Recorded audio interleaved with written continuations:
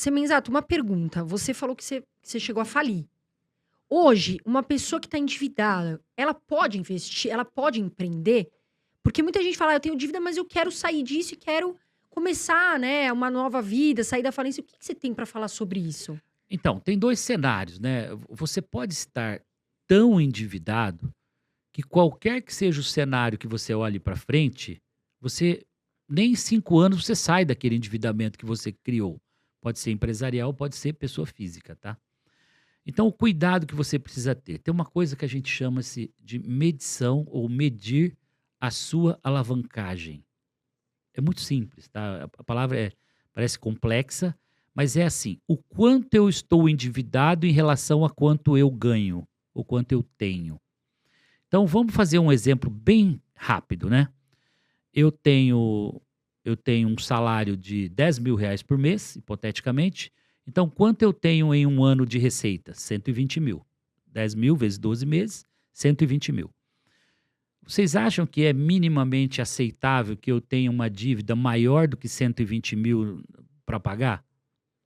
A prazo? É Cento e Não, vinte mil seria o limite, é o vamos dizer. limite. É. Isso quer dizer o quê?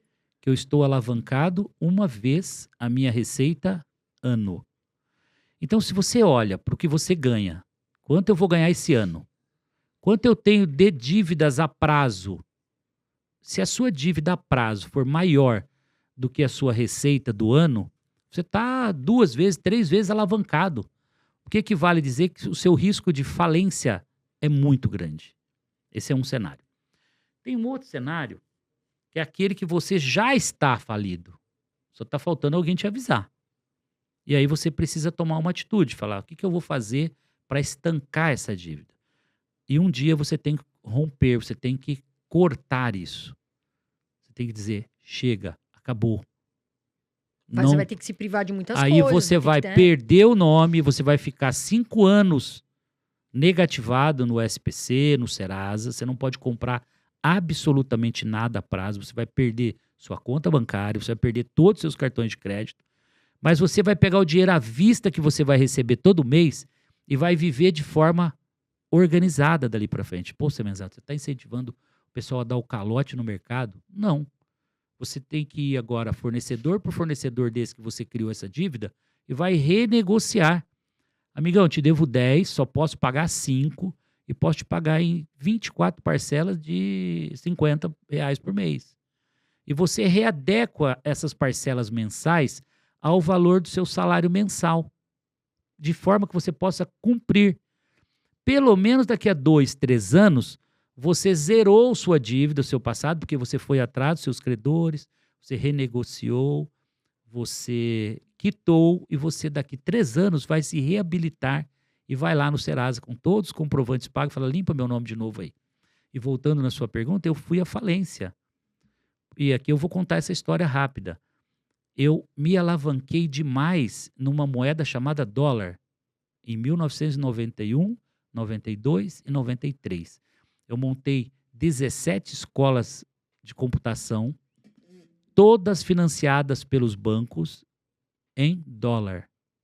E o dólar hipoteticamente saiu naquela época, eu não tenho exatamente qual era a banda, mas saiu de 2 e foi para 4, alguma coisa assim. Mais do que dobrou a minha dívida com os computadores, com os financiamentos, com o leasing. 6 meses depois do desse momento do Plano Real, que foi em 94, eu estava falido. Não tinha dinheiro. A receita estava cheio de alunos, 20.000 alunos nas escolas, uma receita enorme, mas não pagava o financiamento, a dívida que eu tinha. Ou seja, eu me alavanquei numa moeda de risco e não sabia que o dólar poderia variar daquela forma. Fiz uma aposta sem nem entender o que eu estava fazendo, essa é a verdade. Sem planejamento, sem consultoria, né? Isso foi tiro no escuro mesmo. Na ânsia e na vontade de vencer. Ah, é o contrato que tem aí? Ó, ninguém falou se era em dólar, se falou também, eu nem sabia o que era. Então, assinei os contratos e quebrei. Como é que eu saí dessa situação adversa, né? Conheci um consultor chamado Valmir, que já havia me dado lá atrás um encaminhamento profissional, me conheceu na copiadora de Xerox, né, onde eu não ia apenas fazer cópia de Xerox, eu ia para fazer a cópia ficar melhor que a original. E essa foi minha relação com os consumidores no balcão da copiadora. O seu Valmir lá na frente me fala, Semenzato, você tem o mundo das franquias para investir. Eu falei, mas o que é franquia? Em 6 meses eu estava com os contratos de franquias todos prontos, vendi 16 escolas para franqueados, devolvi os computadores para os bancos e comecei a receber royalties. Então eu era devedor e me tornei, claro que eu tive que pagar o preço dos 5 anos de castigo. Abri uma empresa no dia seguinte no nome dos meus pais e comecei a operar a minha franqueadora lá em Lins. Eu era um funcionário do meu pai e da minha mãe, a empresa CNPJ novo. E ali eu saí, criei a maior rede de franquias, cheguei a 750 franquias, 500 mil alunos, que foi a minha primeira grande obra empreendedora, né? Que foi a Microlins, a maior rede de escolas de informática e profissionalizantes. Resumo da ópera, né? Deu certo, tive que pagar por 5 anos muito caro, porque eu tive que ir banco por banco, credor por credor, renegociar. Só que na outra mão eu tinha o quê? Um negócio bom, eu tinha um negócio que tinha receita, que tinha renda. Isso ajudou muito. Então, não adianta você replanejar como pagar as suas dívidas hoje, fechando a sua pergunta, se você não tem receita, se você não tem renda. Né? Então, o primeiro, quanto eu ganho por mês? É 10 mil? Então tá bom. Você tem que fazer com que todo esse endividamento caiba dentro de 10 mil por mês. E que leve 2, 3 anos, 4 anos para pagar, mas um dia você se liberta e sai dessa situação adversa, né? Você sabia que a gente já trabalhou na Microlins, né, André? O Nossa, André faz era tempo. telemarketing. Faz tempo já. O André era telemarketing, eu trabalhava como panfleteira na frente da... Olha Foi na isso. da Heitor Penteado. Street marketing. Ah, é Verdade. profissão boa. Ó. A gente, Street a marketing. gente já trabalhou pro Semenzato, Aí tá vendo? vinha, a Carol Olha colhia os só. papelzinhos na rua, né? Que fazia aquela entrevista. Porque hoje em dia é tudo... Panfletagem, Hoje em dia é aquela entrevista. isca online, né? Você, É. você coloca os seus dados lá. Mas antigamente era no papel na rua, né? A pessoa fazia entrevista. Você sabia que ainda funciona essa pesquisa online? Olha, eu colocava uma galera pra E dentro. posso falar viu? mais? E posso falar mais?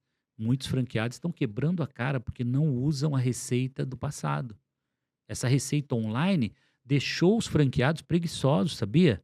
Porque hoje eles querem botar o dinheiro no online e querem esperar o cliente cair do céu dentro da franquia. Eu sou cobrador disso. Eu falo, cadê a receitinha de bolo do passado? 20 anos atrás a gente não tinha internet, 20 anos atrás a gente não tinha nem e-mail. Como é que a gente vendia? Vamos voltar a praticar isso? E aí alguns vão lá e exercitam isso e arrebentam de faturar. Porque as Pra ter pessoas esse estão contato humano, as né? pessoas estão gostam. precisando dessa abordagem tete a tete, entendeu? De você vender uma solução. Tá tudo robotizado, tudo muito online. Então, eu sou um pouco Não, mas eu cobrador concordo. dessa tese, tá? De ter um pouco do que me trouxe até aqui. Eu chamo disso dos modelos de captação de clientes não convencionais, porque os convencionais hoje se tornaram online. Mas tudo Sim. tem que ser online? Não necessariamente, né? Tem muitas pessoas que, principalmente da classe CD, você pode até falar, Semenzato, muito melhor, que as pessoas não têm esse contato, muitas vezes elas não sabem, né, ainda sobre tanta tecnologia, tanto no online, e elas querem se Eu sentir especiais. Que adoro, Então você tem que ir lá, né, essa conversar com as abordagem. pessoas. Eu trabalhava em feira e eu gostava muito, assim, de estar perto da pessoa, sabe? De receber na porta, mostrar, né, vamos tomar um cafezinho.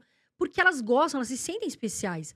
E, na verdade, tudo que a gente vende, a gente passa para as pessoas, elas têm que se sentir especiais, elas têm que se sentir transformadas, né, André? Com certeza.